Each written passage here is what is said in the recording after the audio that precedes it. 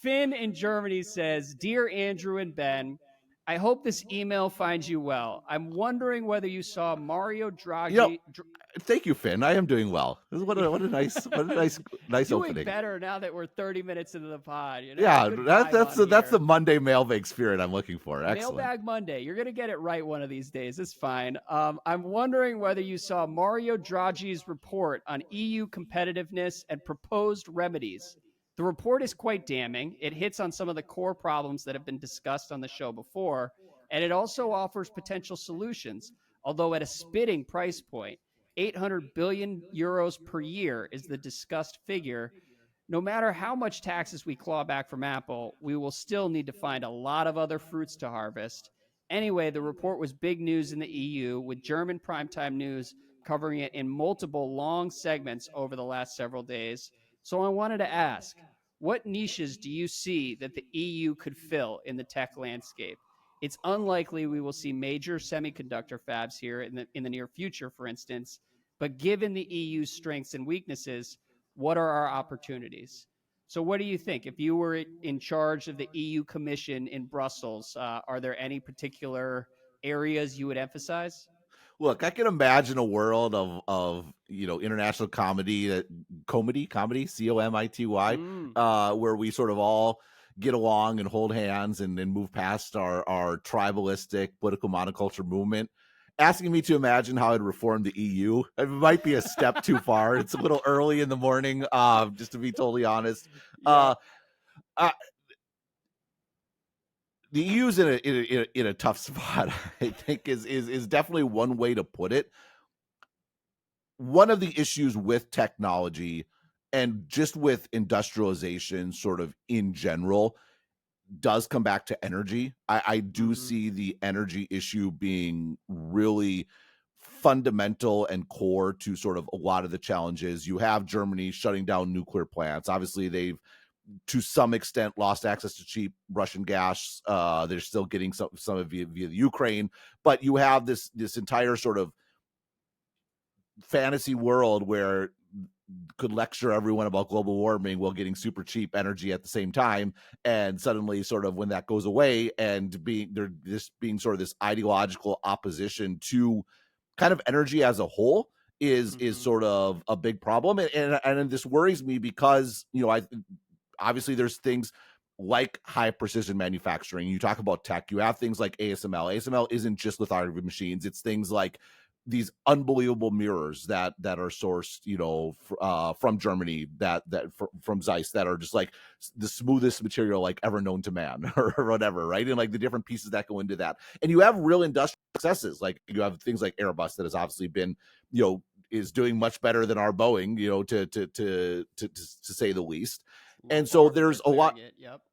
Yeah, and and I think the reason why I go to the energy thing is I looking from afar, and as someone that's not an expert, what I see mirrors what I see in tech, an area that I know better, where there's a certain bit of ideological obsessiveness that falls more in love with its rhetoric than actually understanding what's happening on the ground and the actual trade-offs that are involved in that. So you have things like privacy, right? Or data.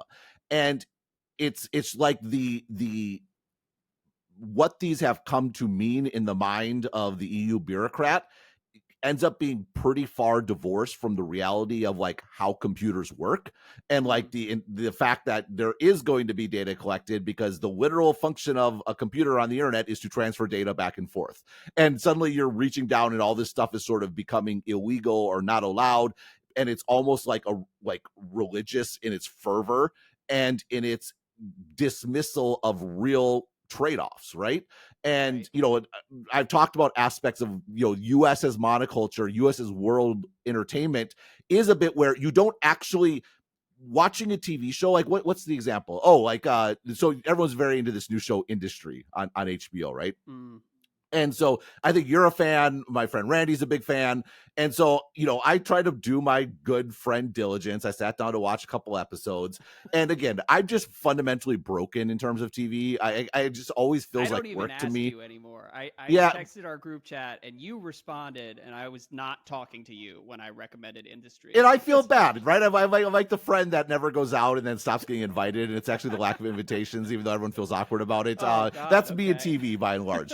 But there was I only watched a few episodes, but there's some trade, like the protagonist was like proposing that was like this really stupid trade. And I brought it up, a stupid trade. And so my buddy's like, yeah, it has to be stupid because it has to be somewhat believable and yet understandable. The actual trade that would be proposed in that situation would be way more complex and blah, blah, blah, blah. And I think there's a bit where that happens with politics, right?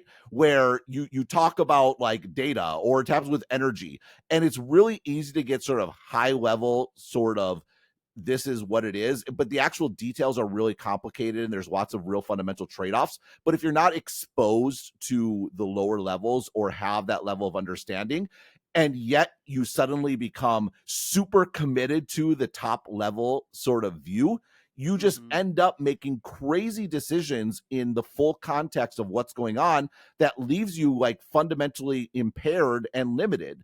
And so I think that just the general pushback and question I have, not just about this report, but sort of Europe in general, is my perspective from the outside is you have these, and maybe this is a tie to the absence of monoculture and the absence of religion and all these sorts of things, these sort of fervent absolutist beliefs around things like data or around things like privacy, or as I mentioned earlier, around things like energy. And that's the actual core problem, because you throwing money at the problem doesn't change fundamental assumptions that lead to thing being allocated poorly. Like this report talks about the absurdity of regulating AI before you even know what it is, and in patting yourself on the back for it. But that like, what's the actual structural or ideological changes that will lead to that not continuing to sort of happen down the road? Sorry, that was not sort of a direct response. It's just when I look at Europe, it's a thicket irrationality about a lot of these topics that sort of strikes me. Yeah, well, and working through that is its own challenge. Also, as far as industry is concerned, I say this with a heavy heart because it's probably my favorite show on television in the last 5 years. I like it a lot more than Succession, for instance. But the most unrealistic aspect of that show is the number of like bet the company dramas that happen on the London Stock Exchange for this supposedly global investment bank. And that also aligns. Oh, a London Stock Exchange drive-by. Wow. Yeah, no, just like, I mean, who are we kidding here?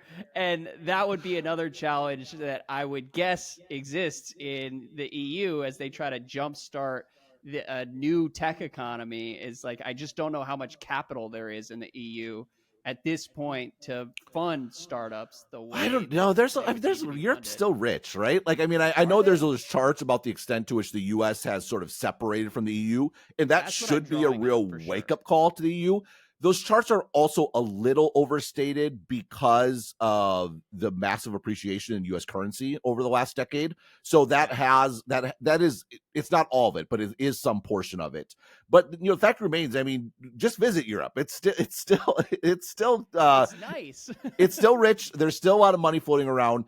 I think the question of to what extent is money really put to work, I think the most damning thing is even less the GDP numbers and whatever it might be. It's the documented flow of really ambitious European founders that they, as soon as they can, come to America.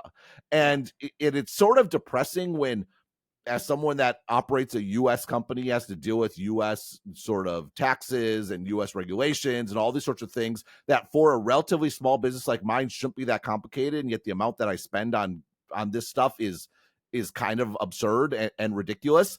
To know that is a function of what revealed preference shows is by far the most sort of dynamic and free-flowing sort of economy in the world. It does make you feel like, man, what if someone actually released the shackles on an economy? Like, what could that actually look like? And I think you go back to the sort of Asian tiger era, or you go back to China in the 90s and 2000s that really were even more quite unfettered, much more unfettered than I think the US is today, and see the incredible world-changing, humanity-changing growth that sort of occurred. And you do sort of look around wistfully and say, like, where do these rule makers get off? And you know, it is sort of a clear. yeah. I mean, again, this is the thing about, you know, I think you go back to China in the 90s and 2000s, like it was a brutal business environment, like it was really all no holds barred. And you complain about things from an American perspective, like, oh, they stole our IP and sort of XYZ. My sort of not defense of China, but understanding of China is you go back like 100 years. And we Americans were very busy stealing all of England's IP, right? Like you go back like the steam engine, like all these sorts of bits and pieces. And like, how did it actually play out? Astronomical good and growth, sort of like for the human condition, centered in sort of the growth and expansion of America. And there's a bit where that's what happened with China, and it's why it's a bummer to look at China and to see the reimposition of controls and limitations and the curbing of dynamism, and just knowing that this is nothing to do, you know, it's a good example of the politics point, right? Yeah. We can sit here and debate and talk about the balance of power, US versus China, but it's important, it's worth keeping in mind there's a real sort of disappointment and sadness that comes with that from a human perspective. Like knowing that all the things that US policymakers regret about China, the extent to which we opened up to their market, and the extent to which we became dependent on their manufacturing sector, was from a sort of humanitarian perspective directly tied to the lifting of like 1 billion people out of poverty. And like you know, and then like it's on the innovation side. I mean, a lot of what Tesla's accomplished would not have been possible without its operations in China. A lot of what Apple's accomplished would not have been possible without some of the breakthroughs they made on the manufacturing side in China. So yeah, there were benefits to the entire world, not just right. China. Into the bit things become zero sum, which is again inherent in sort of politics, particularly electoral politics. By sort of definition, that is limiting, you know, in sort of the upside for everyone. And again, that is sort of a reality, that is a trade-off. Like we've had debates back and forth about the various China policy questions, but that inherent sort of tension and the problems that come from politics rising to the forefront, like that's a really tangible example of how that can work in opposition to human welfare. Yeah.